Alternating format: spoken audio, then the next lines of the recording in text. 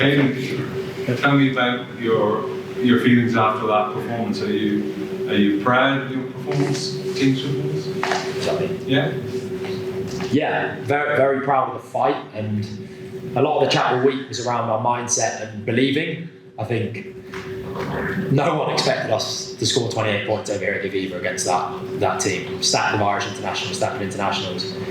And rugby's a funny game because when you get that belief in amongst the squad, when you get that togetherness, you can shock a lot of people, and we knew that. So I'm proud of the mindset, but we still leave that with frustrations. I think we were 3 points down just before that yellow card, and we felt we were really in a good fight. Didn't win possession battle, didn't win territory battle, but we still managed to score 28 points. So look, I'm proud of the fight, but I think there's still things to improve on from that. What was the theme coming into the game for the whole week, given in the context of what happened last season? Belief. That is generally what we spoke about a lot. And belief, with belief you need to, it all comes down to trust, I think, amongst the squad. Looking each other in the eyes and giving your very best. If you can get everyone to a 7 or 8 out of 10 performance, you put yourself in with a good stead in any rugby game. So to do that, you need to believe. With that belief, we spoke about finding our voices, because when you get punched in the face, sometimes everyone loses their voice and heads go down. And then with that, trying to move your feet as quickly as possible, just to give us some cues to go after in the game. And I thought I was very proud of that as captain. Thanks. Yeah. Jason, is there any part of you that wonders what might have been if you were fully locked and loaded here tonight? Yes and no.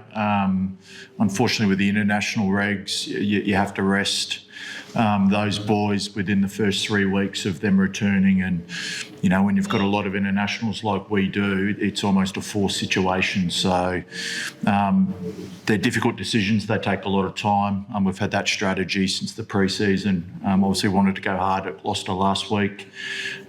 We rested half of the crew tonight, and we've got to rest half of the crew next week. So, look, if we can get deep in the competition and we get our full team back on the field, I'd back our boys against anyone.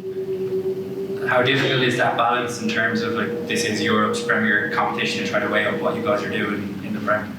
Well, I think you look at most teams. Leicester did the same today. You know, if Europe was in 3 weeks' time and all of our boys had their rest, we wouldn't be having this conversation. So, you know, I don't make the rules around regulations and all that type of stuff. At the end of the day, we've got to rest our boys within the first 3 weeks. So, do we do it last week and potentially jeopardise Gloucester? We've got a home game next week against Bayonne, which is really important. You know, we could have rested them all today.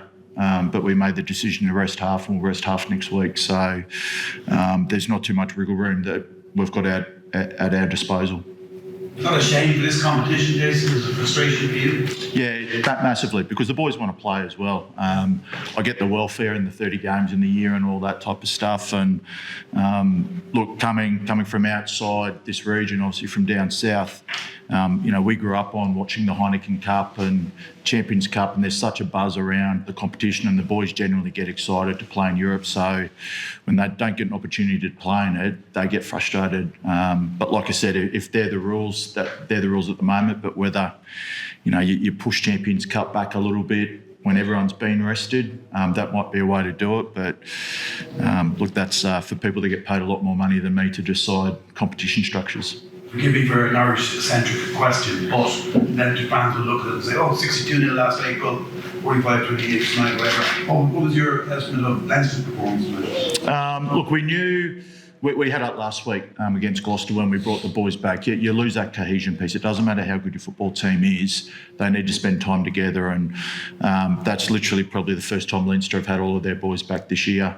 It's a big, like, they're a great football team. Obviously the scoreline reflected that tonight, but they'll build with their cohesion, and, you know, I'm sure they'll be better next week and the week after. So,